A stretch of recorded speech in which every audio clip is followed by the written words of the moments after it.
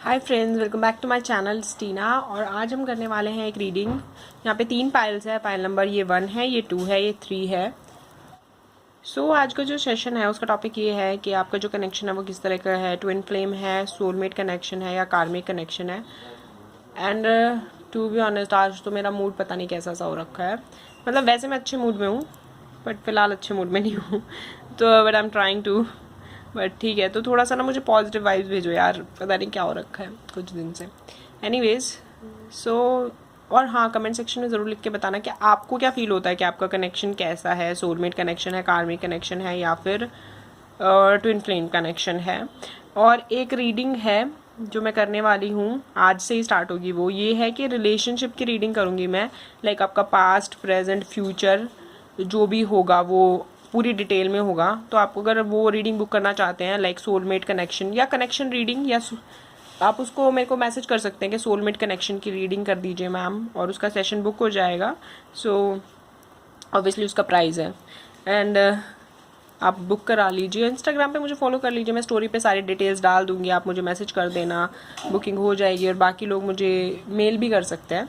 And अगर आप really जानना चाहते हैं कि आपके कनेक्शन का क्या फ्यूचर होगा और पास्ट में कैसा था, मतलब क्या पिछले जन्म का भी ये कनेक्शन है, तो उसके लिए आप ये रीडिंग करा सकते हैं। काफ़ी डिटेल रीडिंग होगी, काफ़ी मज़ा आएगा करने में। चलिए अब वीडियो को स्टार्ट करते हैं।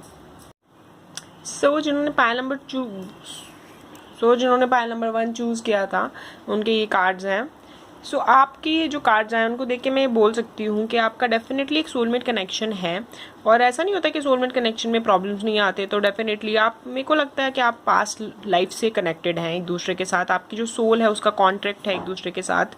तो आपकी लाइफ में काफ़ी सारे अप्स एंड डाउन्स आए हैं। यहाँ पे आपको ये भी लगता होगा कि कई बार आपके पर्सन आपसे अलग ना हो जाए या छोड़ ना दें, या वो आपको सारी बातें नहीं बताते, या जो भी है, ये आपके पास्ट लाइफ के कर्मा है जो आपको भुगतने पड़े हैं। जो भी यहाँ पे नेगेटिव चीज़ें हैं ना, वो पिछले जन्म में आपने उनके साथ की थी, and that's why it's happening to you in this जन्म।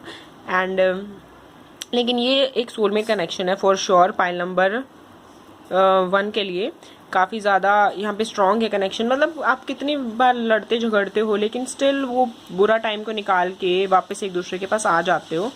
तो यहाँ पे ये मुझे दिखाई दे रहा है। यहाँ पे काफ़ी ज़्यादा ज़रूरत है, पता है। यहाँ पे जो आपका सोल्यूशन है वो यही है कि आप अपनी एनर्जी को ना कहीं और डाइवर्ट करें। जब आप एक दूसरे के साथ होते हो, प्यार से क्वालिटी टाइम स्पेंड करते हो, तब तक तो है सब कुछ ठीक। लेकिन जब आप ज़्यादा टाइम एक दूसरे के साथ स्पेंड करते हो ना, तो झगड़े हो जाते होंगे, लड़ाई हो जाती होंगी, डिस्प्यूट्स हो जाते होंगे, आपकी सोच नहीं मिलती होगी एक पॉइंट पे जाके, और फिर आप दोनों एक्सेप्ट भी नहीं करते एक दूसरे के डिसीजंस को। तो यहाँ पे आपको करना क्या है, आप अपने ना काम पे, इंडिविजुअली अपने काम पे फोकस करो। जैसे कि आपकी जो फाइनेंसेस है, जो भी आपकी जॉब है, आपकी जो इंटरेस्ट है, अपनी कोई ऐसी हॉबी क्रिएट करो जो आप अकेले करते हो। लाइक अकेले कर सकते हो, अपने फ्रेंड्स के साथ कर सकते हो, जिसमें आपका ये पार्टनर इन्वॉल्व ना हो, ताकि आप दोनों को एक दूसरे से एक स्पेस भी मिले। पूरा टाइम भी एक दूसरे के साथ रहना भी it's also toxic for a relationship. सारे टाइम अगर आप दोनों एक दूसरे के साथ ही रहोगे तो लड़ाई झगड़े ऑब्वियसली होंगे ही होंगे।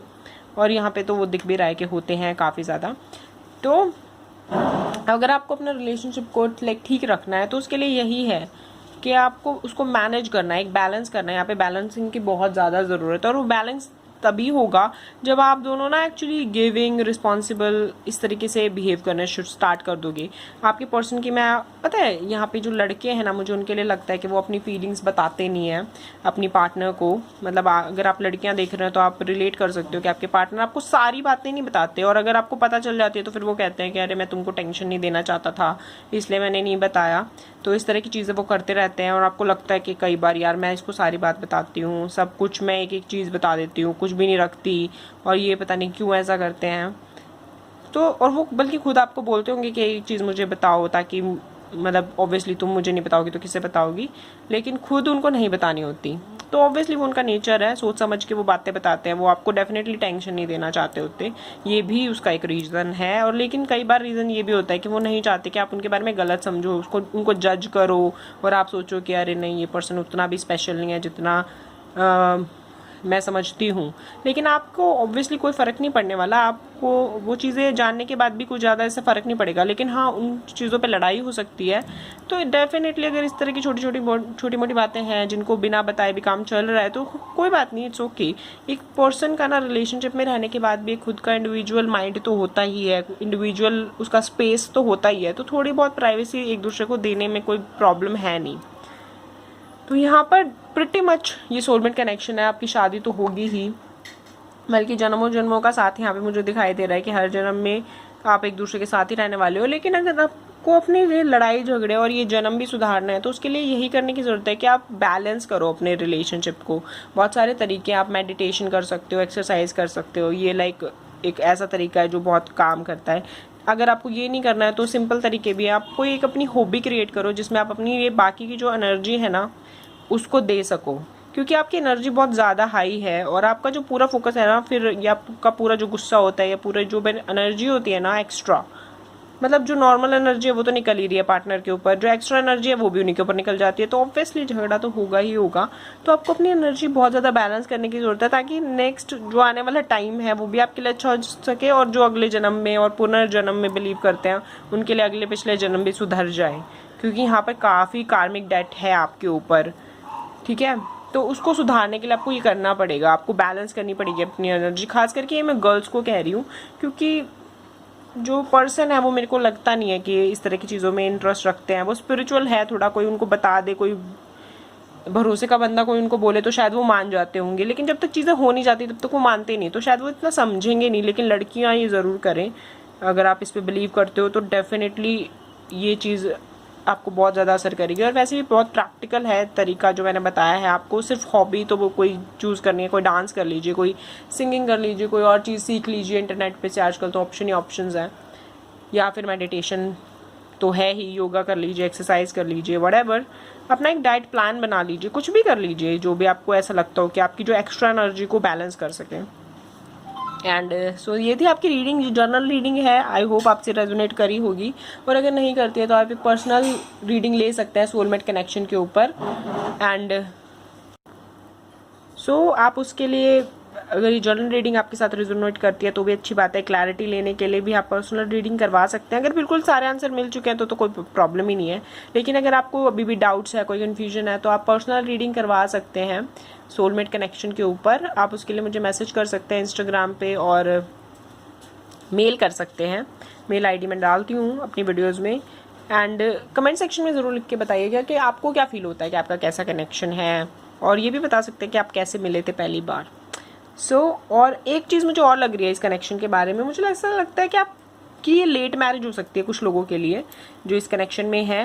एंड दूसरी चीज़ ये कि आप अपने पेरेंट्स को लेके लाइक बताने में झिझक रहे हो, इसके लिए भी लेट हो सकती है मैरिज, कि आपको लग रहा है कि आपके पेरेंट्स मानेंगे नहीं, इसलिए आप बताओ ही नहीं, और जब बताओ तो वो ऑब्वियसली मानेंगे भी नहीं। ये दोनों रीज़न हो सकते हैं, लेकिन वो मान जाएंगे at the end of the day, क्योंकि जो होना है वो तो होना ही है ना, उसके लिए पेरेंट्स क्या कर लेंगे। That is the reading for pile number 1. Thank you. God bless you. Thanks for watching. And send me some positive vibes. Thank you. अरे बंद हो जा। Pile number 2. पाइल नंबर 2 के लिए काफ़ी कम कार्ड्स आए हैं शफल करने के बाद।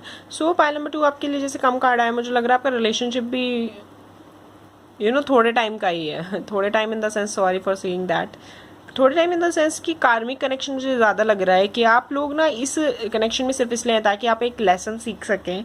ये पर्सन है काफ़ी, मतलब यहाँ पे तो मुझे ऐसा लग रहा है जिन लोगों की शादी भी हो चुकी होगी ना तो उनका भी डिवोर्स हो जाएगा। यहाँ इतना बेकार है ये, मतलब बेकार नहीं, मतलब आपके लिए वो एक्सपीरियंस बेकार होने वाला है। क्यों? और ख़ास करके यहाँ पे पर्सन है ना जो लाइक जो मेल है या जो लड़के हैं इस रिलेशनशिप में, वो मतलब उनके फाइनेंसेस अच्छे नहीं है, उनका नेचर अच्छा नहीं है, उनको ईगो बहुत ज़्यादा है, सेल्फ रिस्पेक्ट के ऊपर चिल्लाते रहते हैं, ईगो हर टाइम, रिस्ट्रिक्शंस, आपको मतलब हो सकता है आपको मारते भी हों या लाइक अब्यूज़ करते हों। ये चीज़ें भी हो सकती है कि बहुत ज़्यादा रिस्ट्रिक्शंस हो कि यहाँ मत जाओ वहाँ मत जाओ, और बहुत ईगो दिखाना हमेशा, और आपकी कोई रिस्पॉन्सिबिलिटी नहीं लेना, हमेशा आपको ये बोलना कि मैं आपके लिए ये करूँगा वो करूँगा, लेकिन कुछ भी नहीं करना। लड़कों के लिए भी हो सकता है कि जो लड़के हैं उनके साथ उनको जो लड़की मिली हो, पार्टनर मिली हो, वो भी ऐसी हो, लाइक बहुत झूठ बोले, बहुत धोखा दिया, तो इस तरह की चीज़ें हो सकती है। ये काफ़ी मतलब रिलेशनशिप कितना भी लंबा हो, लेकिन अगर बाकी वैसे टाइम जोन में देखें कि लाइक जैसे हम यहाँ पे पास्ट लाइफ की भी बात कर रहे हैं ना, और आने वाले टाइम की भी, तो ये बहुत छोटा कनेक्शन है। मतलब ये आपको सिर्फ इसलिए आया था लाइफ में ताकि आप कोई लेसन सीख सके कि हर पर्सन के ऊपर बिलीव नहीं करना होता, पर्सन्स को देख के सोच के समझ के चूज़ करना होता है शादी बहुत, क्योंकि बहुत बड़ा फैसला है। आप ताकि थोड़े स्ट्रांग बन सके, थोड़े बोल्ड बन सके, आपको दुख सहने की शक्ति और आपकी क्षमता बढ़ जाए।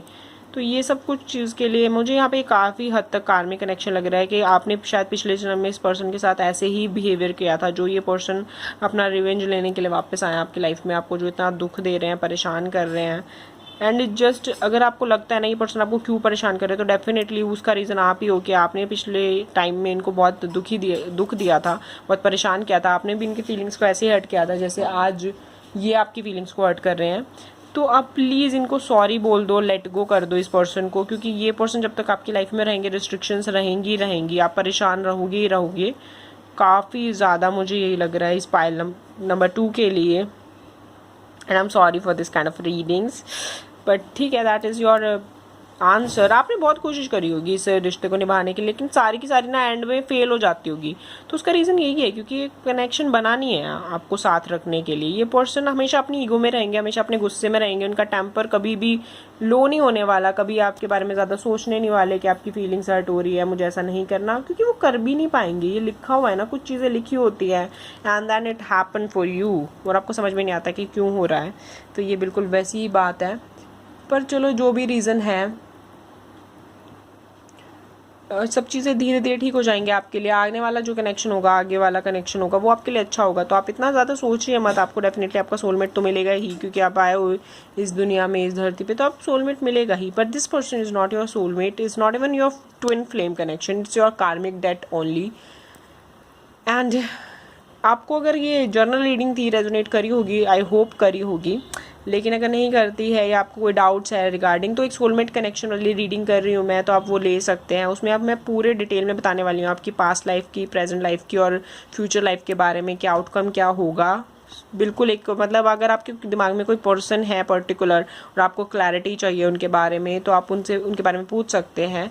रिलेशनशिप की रीडिंग होगी, आप मुझे मैसेज कर सकते हैं कि रिलेशनशिप वाली रीडिंग कर दीजिए या सोलमेट कनेक्शन वाली रीडिंग कर दीजिए, एंड बुक करा लीजिए अपना सेशन। एंड उसके अलावा मैं काफ़ी बार एंड बोले जा रही हूँ, ओके। उसके अलावा आप मुझे डीएम भी कर सकते हैं इंस्टाग्राम पे, और काफ़ी मतलब और पॉजिटिव वाइब्स मैं आपको भेज रही हूँ, और आप भी मुझे भेजिए, because we really need it right now. And thanks for watching, God bless you. और कमेंट सेक्शन में ज़रूर बताइए कि आपको ये अंदाज़ा हो गया था क्या कि आपका का सोलमेट कनेक्शन नहीं है कुछ टाइम बाद, या आपको क्या लगता है इस कनेक्शन के बारे में, आपकी क्या फीलिंग्स है, कमेंट सेक्शन में ज़रूर बताइएगा। So thanks for watching, bye bye.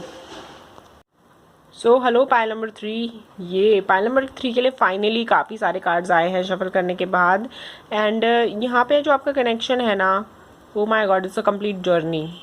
आपका सोलमेट कनेक्शन है फॉर श्योर, लेकिन यहाँ पे ट्विन फ्लेम, कार्मिक डेक, मतलब सब कुछ ही है, क्योंकि सोलमेट कनेक्शन में काफ़ी सारी चीज़ें आ जाती है। आपकी पास्ट लाइफ की वजह से आपको कुछ चीज़ें फेस करनी पड़ती है, लेकिन आप दोनों जो है ना पार्टनर एक दूसरे के साथ, आप एक दूसरे के साथ एक्चुअली काफ़ी टाइम से होंगे एक तो, और कोई भी प्रॉब्लम आती होगी ना, आप एंड में ना एक दूसरे के साथ ही आप एक दूसरे को पाते होंगे। मतलब बहुत बार आपने ऐसे कोशिश करी होगी कि आप एक दूसरे के साथ ना भी रहें, आपको कन्फ्यूजन भी होती होगी कि ये पर्सन का रिलेशनशिप आपके साथ क्या है, दिल से नहीं निकाल पाते इस पर्सन को आप, चाहे दिमाग से कितनी बार भी प्रैक्टिकल होने की सोचिए, आप सोचते होंगे कि नहीं, आपकी हो सकता है आपके ना जैसे बैकग्राउंड फाइनेंशियली बहुत अच्छा है, या फिर आपका स्टेटस इस पर्सन से बेटर हो, या फिर स्टेटस डिफरेंट हो, कास्ट डिफरेंट हो, रिलीजन डिफरेंट हो सकता है, मतलब कुछ डिफरेंसेस हैं आपके बीच में, सोच के डिफरेंसेस हो सकते हैं बहुत सारी, लाइक आपके कपड़े पहनने का तरीका, आपके बोलने का तरीका, आपके रहने का तरीका, बहुत सारी डिफरेंसेस हैं आपके बीच में। और आपको लगता होगा कि ये पर्सन की तरफ फिर भी मैं मैग्नेट की तरह मतलब कैसे क्यों खींची जाती हूँ, क्यों ऐसा मुझे लगता है कि मुझे इस पर्सन के साथ ही रहना चाहिए। आप कोशिश करते होंगे कि नहीं, अलग हो जाते हैं, बात नहीं करते हैं एक दूसरे से, लेकिन आप कर नहीं पाते ये। आप जब तक एक दूसरे से बात ना कर ले, आपका दिन अच्छा नहीं निकलता होगा। जब भी आपकी जिस दिन भी बात नहीं होती होगी, आपके लिए बहुत भारी हो जाता होगा। आप चाहे कितना भी दूसरी जगह ट्राई कर ले दिमाग लगाने का, लेकिन आपसे नहीं होता होगा। आपको ऐसा लगता होगा नहीं, पर्सन चाहिए, पर्सन चाहिए, पर्सन चाहिए। तो ये डेफिनेटली आपके कुछ कर्मास हैं जो आपको ऑब्वियसली पूरे करने पड़ेंगे थ्रू आउट फेज में, लेकिन ये पर्सन आपका सोलमेट है। पता है वो कर्माज है ना, ऐसा नहीं है कि ये इस पर्सन की वजह से है, वो कर्मा ना दूसरे इंसानों से भी तो आप मिले थे ना, दूसरे लोगों के साथ भी तो आपने कुछ बिहेवियर किया था, वो उसके कर्मा है। किसी की बुरी नज़र, किसी की हाय लगती है, किसी की नेगेटिव एनर्जी है, लेकिन ये पर्सन है ना, ये आपके पास ही रहेंगे। वो पर्सन के साथ भी ऐसा होता होगा कि जैसे आपके साथ कुछ बुरा हो रहा है तो उनके साथ भी कुछ बुरा हो गया, अगर आपके साथ कुछ अच्छा हो रहा है तो उनके साथ भी कुछ अच्छा हो गया। तो इस तरह की चीज़ें आपके साथ चलती रहती होगी और आपको समझ में नहीं आता at the end of the day आप दोनों एक दूसरे के करीब क्यों आ जाते हैं फिर से, और ये सारी चीज़ें आपके बीच में लगी रहती हैं। आप स्टिल कंफ्यूज्ड हो इस रिलेशनशिप के बारे में, लेकिन दिल से चाहते हो कि सब कुछ ठीक हो जाए। आपकी ना दिल की फीलिंग तो यही है कि काश हमारे बीच में इतने डिफरेंसेस होने के बाद भी बस घर वाले मान जाए, हमारी शादी ऐसे करा दे कि लाइक दुनिया देखती रह जाए।